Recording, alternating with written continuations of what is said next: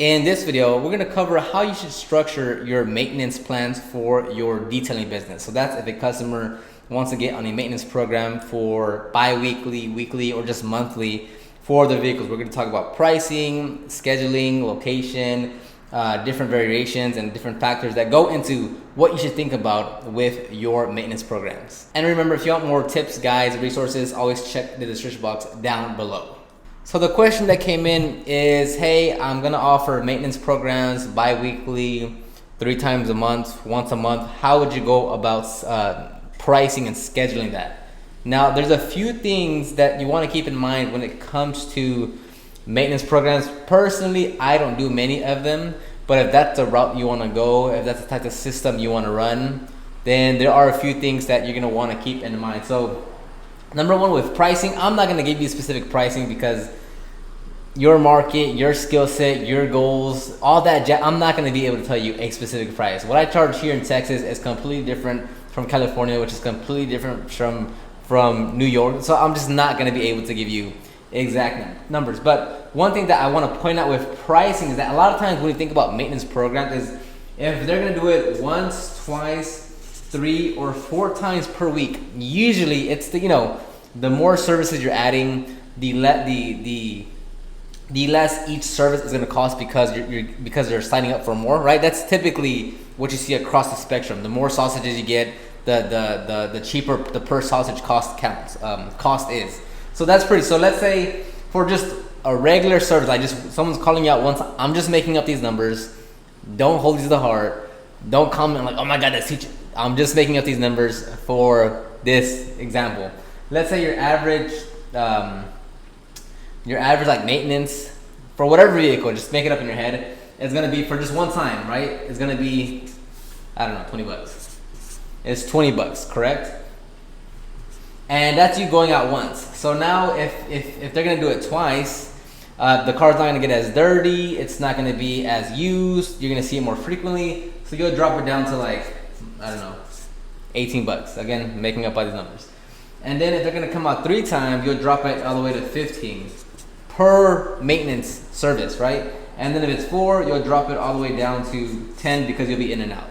So if they're gonna be with you 4 times, if you're gonna see that car 4 times, so 4 weeks every month, then you'll get 40 from them, right?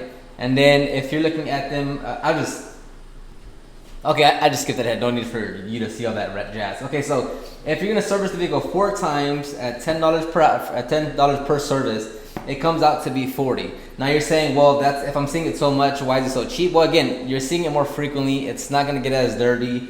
Again, you're gonna have to change this based on your situation, but it might not get that dirty. You're gonna see it often, so it's not gonna take you much time. It's a quick in and out. 3 times you're dropping it. You make a little more, but again, let me just skip to the main part. So with pricing and such, a lot of people want to say, hey, can I get them on a monthly reoccurring payment plan, or can I get them to like pay up front, or do they pay me for every service that I go out? So obviously this one isn't really like a maintenance program. It's just once a month. Like I wouldn't really call that a maintenance if it's just once a month. I would say maintenance starts like around 2 at a minimum, would be 2 to 4. I would say that's an actual maintenance plan. Here's like, hey, I just need my car cleaned again. Because it's very easy for it to get dirty. So here, you wouldn't count 1 as a maintenance. Like I would not change, I would just keep on charging normal price for just 1 service. Now when it comes to here, it's really dependent on like the size of the vehicle, the use case of it. And the problem with it, like once you give them a price, so they want a set price, right? They don't want to be like, you don't want to tell them like, okay, hey, this week is going to be 50. Next week it's going to be 45. This week it's going to be 60. Like, ideally you want to make it super easy so they know that every single week and every single month they're going to get a charge, or that you're going to charge them a certain amount. That would be because it's maintenance. Like that's the point of a maintenance program. Again, you can totally go against that and they can work out for you, but generally speaking, like maintenance programs as a whole, like across all spectrums, it's typically just 1 set price because it is just maintenance.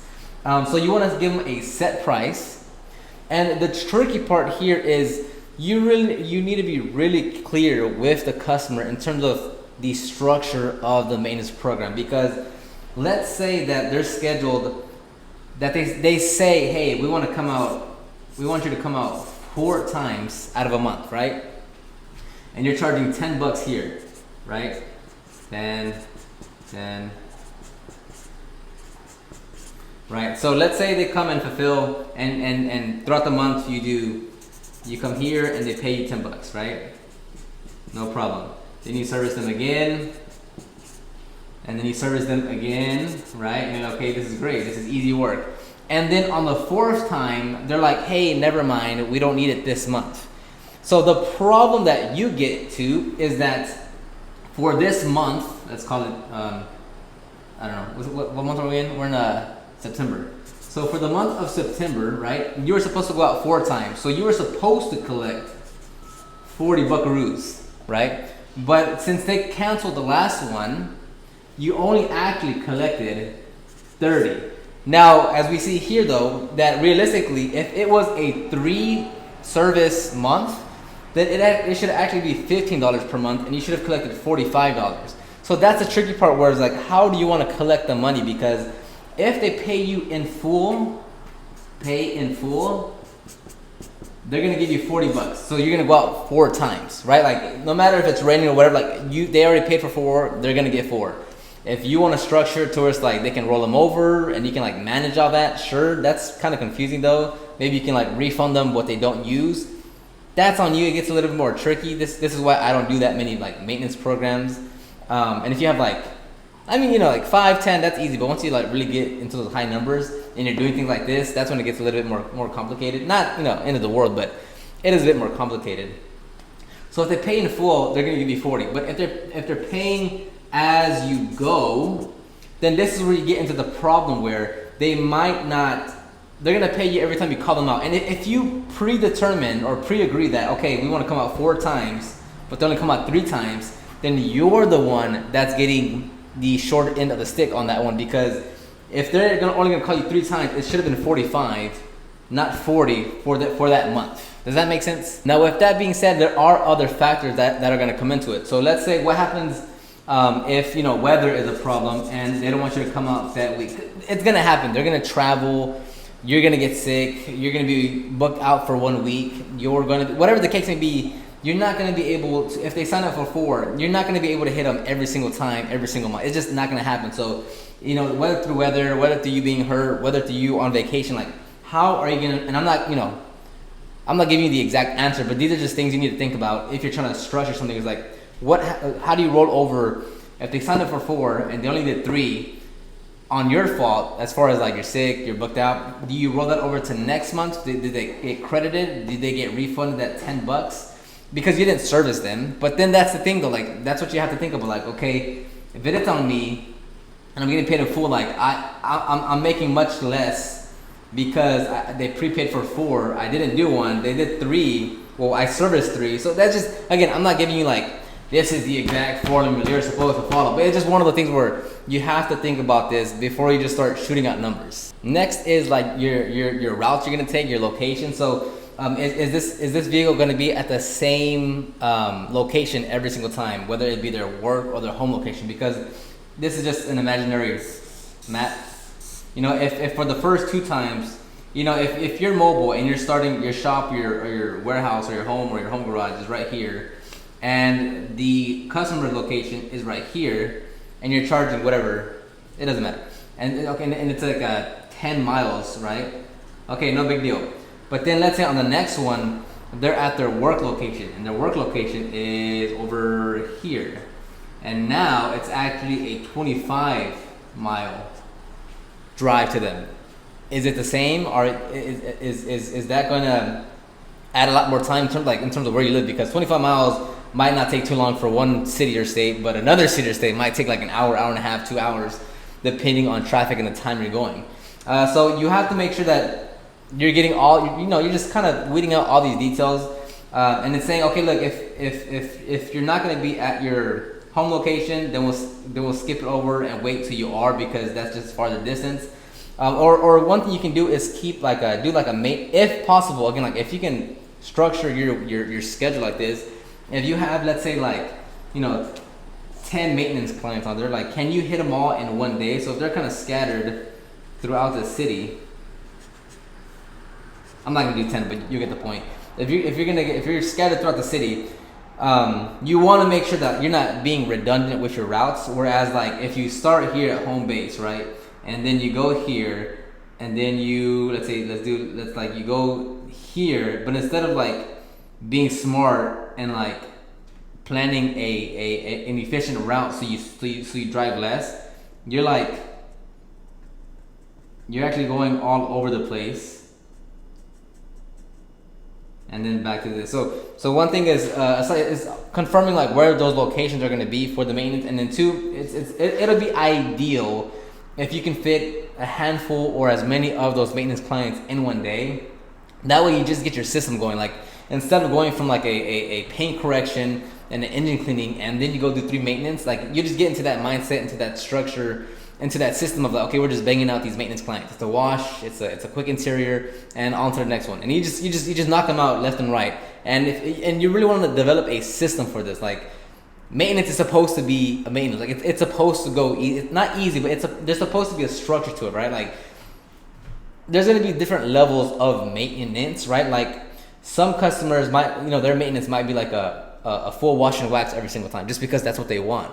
But ideally, I'd say it's gonna be like a wash, maybe a quick detail spray to top off the wax or something, and like a vacuum and wiping down the interior, right? So like, you want to be able to just follow a complete system to just knock it out in like record time every single time. There's gonna be times where you need to give it more attention and such, of course, but maintenance is like, you want to go for numbers and efficiency. Like, we're not doing a 10, 15, 20 plus paint correction where you're going at, like, you're just here to just touch it up a little bit, make it look good, and you're gonna see it again next week or in 2 weeks. And if the customer says, hey, we want to get on a maintenance plan for once a month, you can call it a maintenance plan for sure. Like, there's no problem about that. But I wouldn't give them any special pricing based off of 1 month. So if someone calls you out to wash and vacuum the interior and wipe it down, and it's usually $20, I'm gonna charge $20 every single month, because that's just too much time in between for you to travel and such.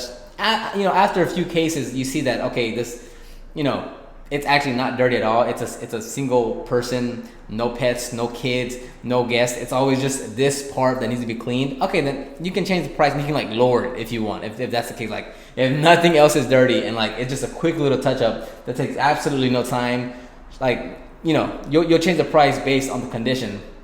But even then, like, I would not do anything for one single service. Now, if it's anything over 2, yeah, that's when you want to go and play with your pricing and such. Again, I can't tell you the exact price. I just can't. It's hard. I will probably end up messing you up because we're completely different businesses and such. And the next thing you need to think about when it comes to pricing is if they're going to add 1 or more vehicles.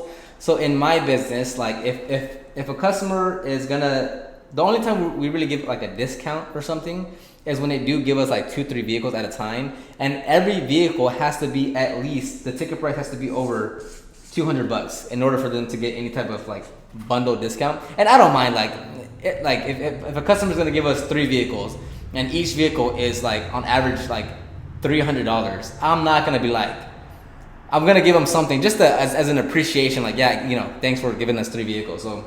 So for us, if there's more than 2 vehicles, right? So there has to be 2 vehicles, vehicle 1, vehicle 2, and each one is over at least 200, right? Then there's no science behind it. I just pick a number. So it might be like, I might knock off $10 off each service, or I might knock off like $15. You don't gotta go crazy with it, but it's just like more of an appreciation thing. Like, okay, you gave me 2 cars, I'll knock off a few bucks. So like, out of this 400, let's just assume it's $200 each. Then let's assume this is 400. Wow. Then, choose one, whatever you want. It might be $30 off, or it might be $20 off. No big deal. It's not gonna kill me or anything. And I have 2 vehicles there. I'm not driving to another location. So it's, so that's what I do when there's 2 vehicles. That's gonna be happening with you, where, okay, let's say they want their 2 vehicles done. So how do I change the pricing there? Do I just keep everything the same, right? And that's on you. Like, you can say, well, since these are maintenance programs, they're not meant to be costly. They're meant to, whatever. We don't offer any discounts or bundles here. Or you could say, yes, if you give us 2 or more vehicles, then we'll knock off XYZ. But then you have to think about like, okay, well, how,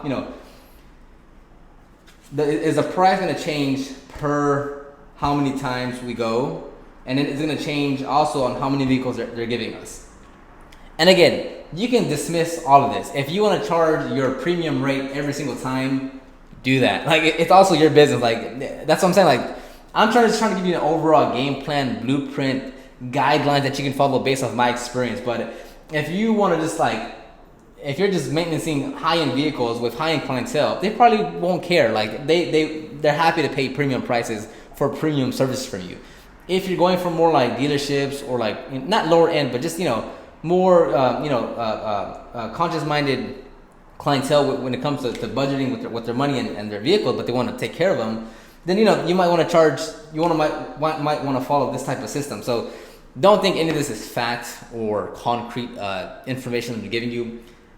Take what I gave you here, apply it to your business, and see where you can go. You're gonna make mistakes. Like some customers you have, you're gonna give them a price, and 3 months later you're gonna be like, oh, this is probably too cheap. And then it's like you have that conversation with the customer saying, hey, I'm gonna raise your rates in 2 months. If you want to stick with me, that's fine. I'd be happy to continue to take care of your vehicles, but in 2 months we will raise the prices by $10 or whatever. So that's gonna happen. There's no way that you will make mistakes. You will have those conversations, and it is what it is. So hopefully this helps. Let me know if you have any comments, questions down in the comment section down below, and I'll see you on the next one.